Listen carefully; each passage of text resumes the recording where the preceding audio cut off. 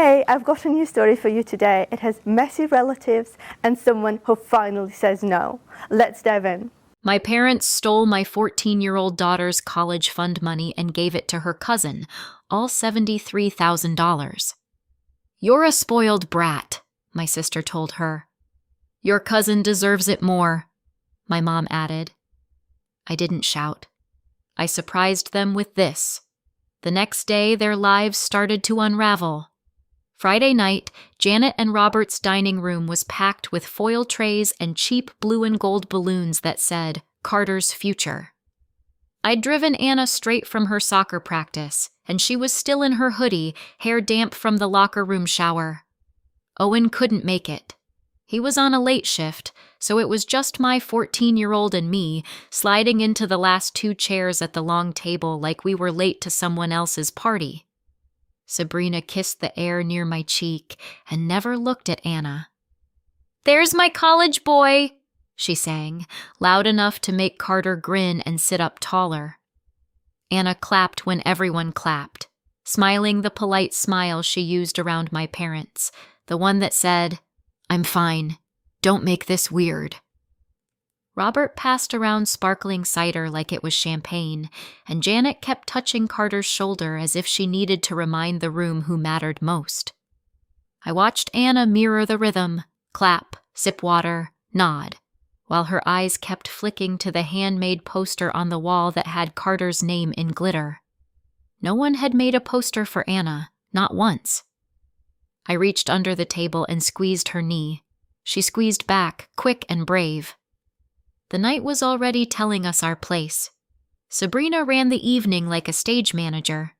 She positioned Carter at the head of the table, angled the cake so the class of topper faced the best phone camera, and kept calling him the first one in the family to do it right. When Janet asked for a group photo, Sabrina tugged Anna by the elbow and steered her 2 steps back. "Sweetie, stand behind Carter so he's front and center," she said, smiling without warmth. Anna did it, because Anna always did it.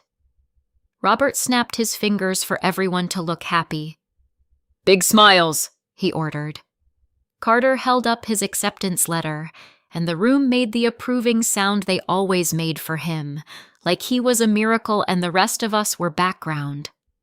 Anna's face stayed steady, but her fingers picked at the seam of her sleeve, a nervous habit she thought I didn't notice. Sabrina leaned over to Anna and murmured, "This is what happens when you don't waste your teenage years." Janet laughed like it was cute. I slid my chair closer until my shoulder touched Anna's, a quiet reminder. Sabrina's eyes flicked to me, her smile tightening for a beat. Then she lifted her glass. "To Carter," she announced, and everyone obeyed. After dinner plates were cleared, Janet stood and tapped her spoon against a glass. The room quieted the way it always did when my mother decided she had something to declare. "We've all seen how hard Carter's worked," she began, and Robert nodded beside her. "And college is expensive," Robert added, eyes sliding toward me and away again. Janet smiled at Carter. "So your father and I are stepping in. We're giving you what you need for school." Sabrina pressed her hands to her chest like she'd been handed a trophy. Carter blinked, then grinned, soaking in the applause. Janet continued, "It's important to invest in the child who's ready." That phrasing landed sharp in my ears. Ready, as if my daughter was something unfinished. People clapped, and Robert lifted his glass. "No more struggling," he said. "It's handled." The word handled made me sit straighter. My parents didn't have that kind of spare money, not $70,000 spare money, not unless they'd sold something or taken out a loan. And they hadn't mentioned either. Anna clapped with everyone else, still playing good kid, but her eyes slid to me, searching. I kept my face neutral and clapped too. Inside, an alarm bell started ringing. Their confidence didn't match the math. While everyone crowded around Carter to hug him, I slid my phone from my pocket and stood up like I needed more napkins. Janet's house had that narrow hallway where every family photo stared you down, and I tucked myself into the shadow near the laundry room door.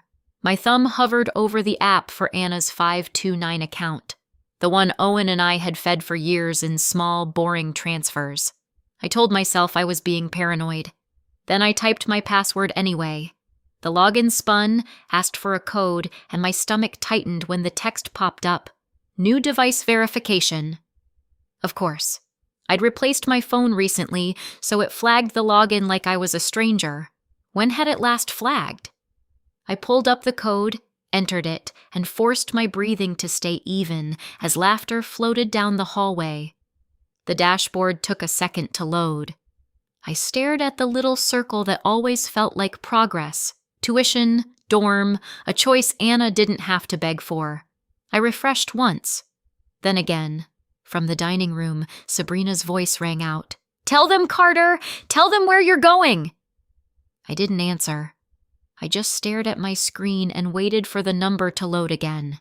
The number finally appeared, and for a half second my brain rejected it like a typo. Balance? $0. Not low. Not down a little. 0. Below it, the history list showed one clean line item. Transfer out. $73,000. Memo. Gift. Dated 3 days ago, timed mid-morning, like it was as ordinary as paying a utility bill. My hand went cold around the phone. I tapped the line, hoping it would expand into an explanation that made sense. It didn't. Just routing numbers and a confirmation code and that smug little word. Gift. In the dining room, people were still clapping. I could hear Janet laughing, could hear Robert saying, "That's our boy." I swallowed hard, not because I wanted to cry, but because my body was trying to do anything except walk back in there and keep my face steady. I slid the phone into my pocket and counted to 3. When I stepped back into the light, Anna looked up fast, like she'd felt my panic through the air. "Mom?" she whispered. I forced a small smile and touched her shoulder. "Bathroom," I said. "Be right back." My parents were still basking. My daughter was still trying to be good, and the account was still empty. I didn't go to the bathroom. I went straight to the kitchen, where Janet was slicing cake, and I caught Robert's sleeve as he reached for more plates. "Both of you," I said, quiet enough that the dining room couldn't hear. I steered them to the corner by the pantry, the one spot without a family photo. I pulled out my phone, opened the transaction, and held it between us. "Did you move Anna's money?" I asked. One sentence, no padding. Janet blinked slowly, then glanced toward the dining room. "Claire, not now," she hissed. Robert's jaw flexed. "You're misreading something," he said. I didn't budge. $73,000. Memo says gift. 0 balance. Did you do it? Janet's face hardened into that look she used when I was a teenager, and she'd already decided I was wrong. "We didn't steal anything," she said. "Don't you dare use that word in my house." Robert leaned in. "This is family," he murmured, like it was a threat. "Carter needs help. You and Owen are fine." I stared at them, waiting for the part where they admitted it was a mistake. Instead, Janet smoothed her hair, picked up the cake server, and walked back into the dining room smiling. Robert followed, clapping Carter on the back like nothing happened. The denial wasn't confusion. It was strategy. I went back to my seat and picked up my fork like I'd been gone for nothing more than napkins. Anna studied my face, her eyes narrowing the way they did when she was solving a hard homework problem. Sabrina was already talking about housing deposits and meal plans, soaking up sympathy from aunts and cousins. Janet laughed at the right moments. Robert poured more cider. No one looked guilty. They looked relieved. Under the table, Anna's foot tapped once, then stopped. She leaned close and whispered, Did I do something? That question hit harder than the empty balance. I turned toward her, kept my voice low. No, I said. You didn't do anything. I didn't have the full plan yet.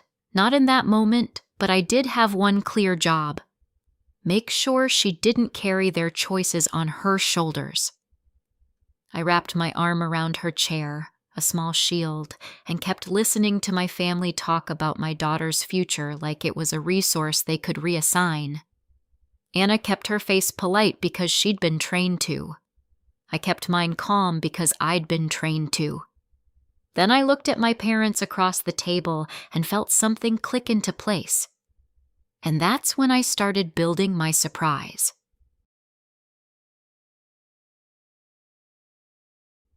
When I was 16, my grandmother handed me a card at my birthday dinner and whispered, "Spend it on yourself."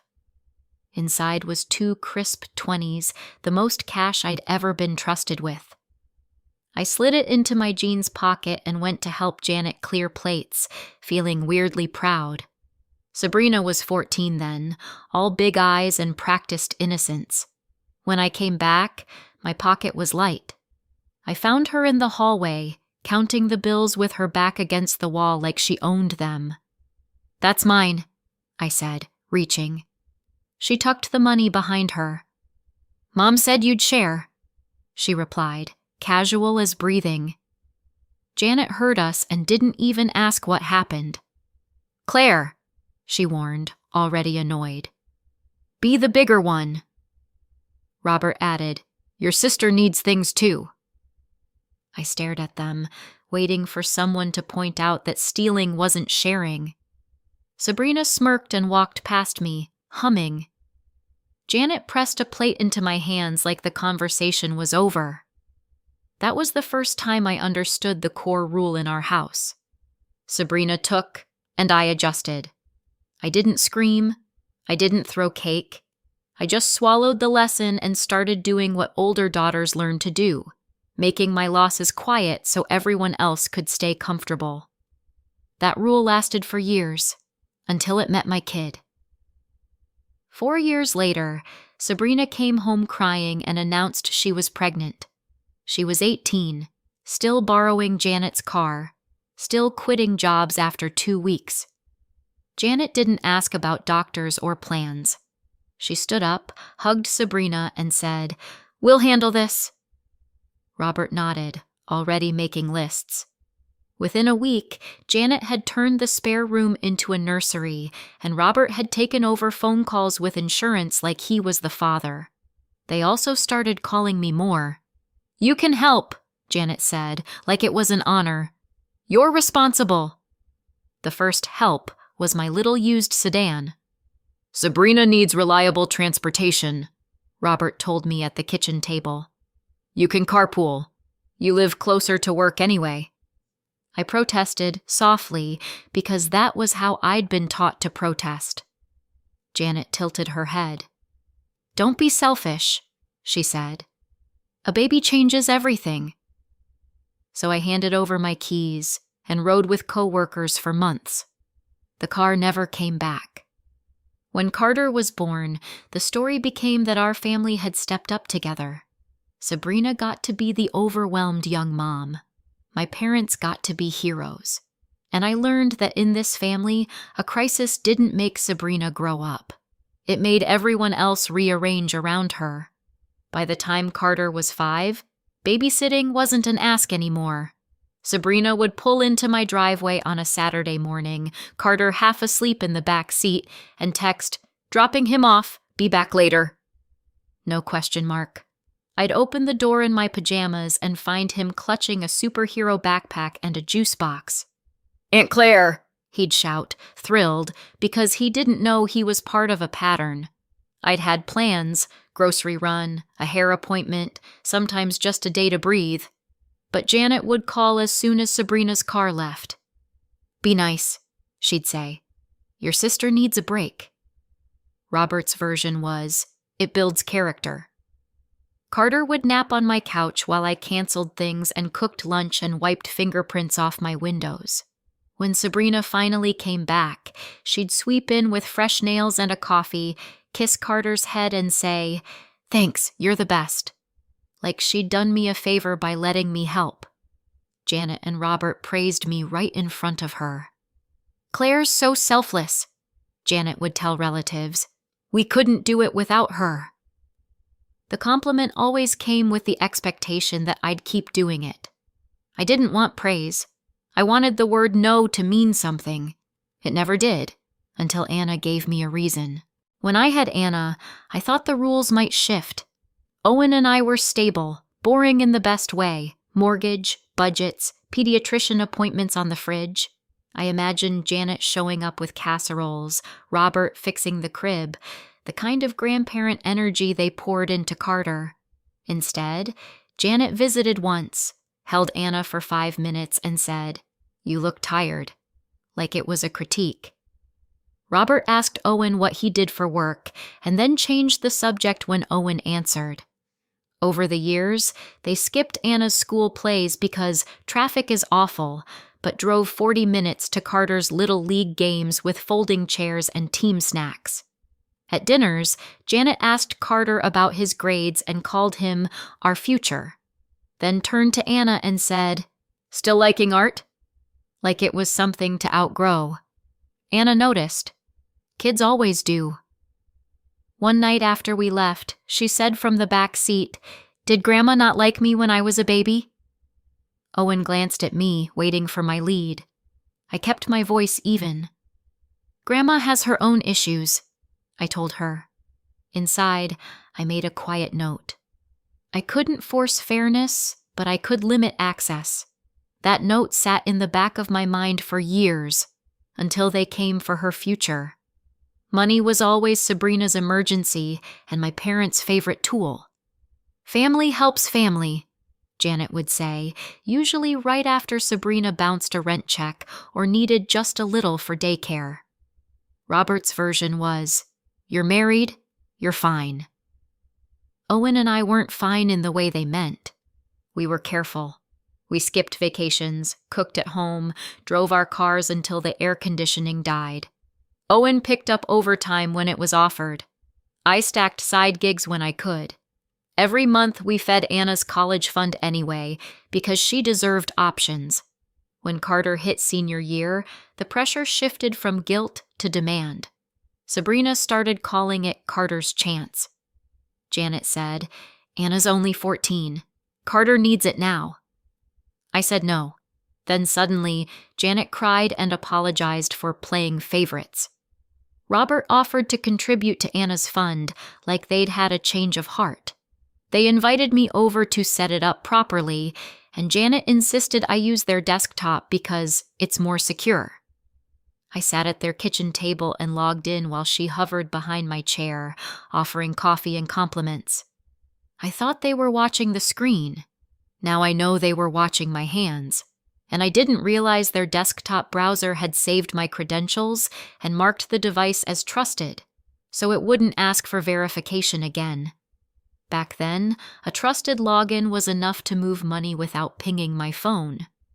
I never logged out properly because Janet kept hovering and rushing me. That night, I drove home feeling hopeful. Earlier this week, Tuesday morning, they used what they'd taken and emptied it clean.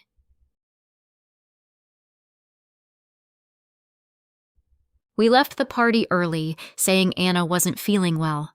Janet barely looked up. In the car, Anna stared out the window with her hands folded in her lap, the way she did when she was trying not to cry. As soon as we got home, I opened my laptop at the counter. Anna hovered in the doorway. "Is it about the money?" she asked. I nodded and patted the stool beside me. "Yes," I said. "But this is not because of anything you did."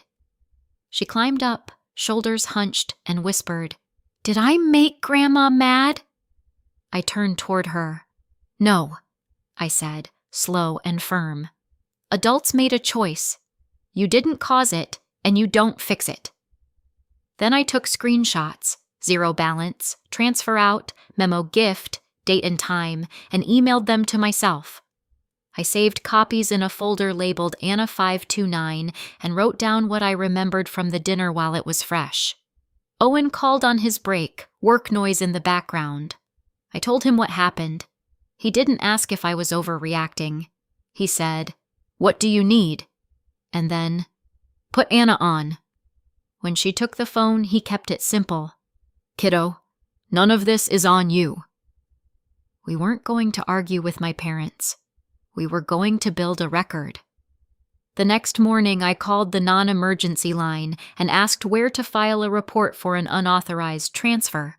The dispatcher gave me an address and told me to bring documentation. At the station, Officer Leah met me at the front desk with a tablet and a calm voice. "Tell me what happened," she said. I slid my screenshots across and answered her questions. Names, relationships, account type, amount, when I discovered it, whether I'd given permission for anyone to move funds. "No," I said, when she asked if it was a gift. "I did not authorize that." Leah nodded and typed. She didn't promise instant justice. She explained the basics: incident report, case number, then follow up from the appropriate unit. "Keep every message," she said. "Don't delete anything. If they contact you, document it." When Officer Leah printed the report and circled the incident number, it felt strange how ordinary the paper looked. Still, it was a line in the sand. I stepped outside, texted Owen the number, and drove home with my hands steady on the wheel. Anna was at the kitchen table doing homework like her world hadn't shifted overnight. I kissed the top of her head, then sat down and opened my laptop again. One report filed wasn't the finish. It was the start. The 529 account had a fraud line, and I called it from my car so Anna wouldn't have to hear the details. After the menus, a woman named Dana answered, crisp and professional. "Tell me what you're seeing," she said. I read the transfer out loud. $73,000, last Tuesday at 10:17 a.m., memo gift, moved to an account I didn't recognize, and gave her the police incident number. Dana asked if I'd ever shared access. "Not intentionally," I said, then added, "I logged in once from my parents' computer when they insisted on contributing." Dana didn't react to the family part. She reacted to the access part. "Okay," she said. "We'll open an investigation and review login history, device information, and IP location." She told me to change passwords, turn on extra verification, and remove trusted devices I didn't control. "Preserve screenshots. Don't argue with anyone about this," she added. I asked, "What has to happen for the money to come back?" Dana kept it plain. "If the transfer can be reversed, we attempt a reversal. If it can't, it becomes restitution." Restitution wasn't a feeling. It was an order. I wrote down her case reference number, thanked her, and walked inside to lock down every account tied to our lives. 2 days later, Dana confirmed the transfer had been flagged, and that the receiving side was now under a hold. The memo said, "Gift." Dana's process said, "Prove it." 3 days later, my phone rang with a number I didn't recognize. "Claire?" a man asked. "This is Detective Marcus with Financial Crimes." His tone was polite, not warm. He wasn't there to comfort me. He was there to map facts. Marcus asked when I last accessed the 529, what devices I used, and whether anyone besides me had physical access to my phone or laptop. Then he asked the question I'd been bracing for. "Have you ever logged in from your parents' house?" I exhaled through my nose. "Yes," I said. "Once. They asked to contribute. They had me use their desktop." Marcus paused, then said, "Okay. Now, the transfer happened last Tuesday at 10:17 a.m. Where were you?" I didn't have to guess. I worked mornings at a medical billing office, and our badge system logged every entry. "I was at work," I said. "I can send you my time records." He told me what he needed: my screenshots, my written timeline, and proof of my location. Before he hung up, he added one more thing. "Don't argue with them or negotiate about the case," he said. "If they contact you, keep it. If you need to set a boundary, do it once in writing and then stop." When I ended the call, I didn't feel shaky. I felt organized. For once, the family story wasn't going to win. The timeline was going to win. A week after my report, Marcus called back for a short update. He didn't share everything. He couldn't. And I didn't ask him to. He gave me the one piece that mattered. "They're saying the transfer was authorized," he said. "That it was a gift." His words were careful, like he was reading from a standard line. I held the phone tighter. "So they're lying," I said. Marcus didn't correct my language. "We document," he replied. "Send me your records." 30 minutes later, my phone lit up with Janet's name. She texted, "Stop this. You embarrassed your father. Carter already thinks it's his. Fix it." Robert followed. "You're tearing the family apart over paperwork." Sabrina sent hers. "How dare you punish my son? Anna will be fine. She's spoiled anyway." I stared at the screen and felt something click. None of them were reaching out to apologize or explain. They were coordinating. They needed the gift story to stick, and they needed me quiet to make that happen. I took screenshots of every message, saved them to the same folder, and didn't reply. I wasn't going to argue with people who were drafting their defense in real time. I was going to let the facts do the talking. I pulled my time records from work and printed the badge log that showed me clocked in all morning on the day of the transfer. I emailed it to Marcus with a short note. I was at work at 10:17 a.m. I could not have initiated that move. Then I wrote out the setup at Janet's kitchen table, how my parents apologized, offered to contribute, insisted I use their desktop, and hovered behind me while I logged in. "Access obtained under false pretenses," I wrote, because that's what it was. Anna appeared in the doorway. "They're blaming you?" she asked. "They're trying to," I said. "But we can prove what happened." She stepped closer and stared at the screen. "Why would they do this?" I didn't soften it. "Because they wanted your money," I said. I opened the folder and showed her the screenshots. The $0 balance, the gift memo, the texts telling me to fix it. I pointed at dates and times, the parts that didn't care about anyone's story. Anna swallowed, then nodded once. "Okay," she said, and it sounded like she was choosing to believe in something solid. "So we're not begging." "We're not begging," I confirmed.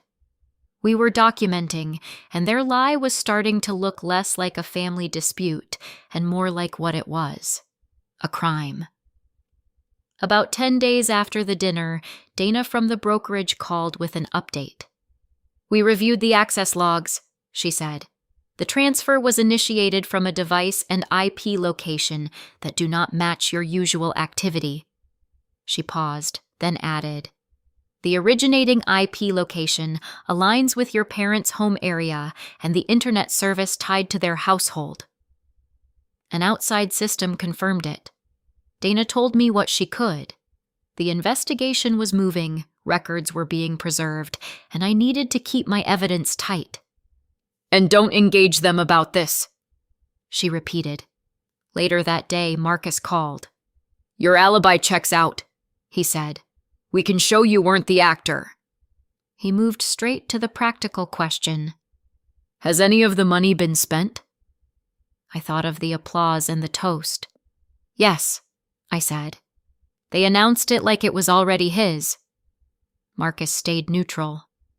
"Then restitution will be part of this," he said. When I ended the call, the panic was gone. No more negotiating. No more being the bigger one. This wasn't getting solved by talking. It was getting solved by making them return what they took. I walked into the living room and told Anna, their story won't hold. She nodded once. I felt my own face go calm in a way I didn't recognize. I was done being movable.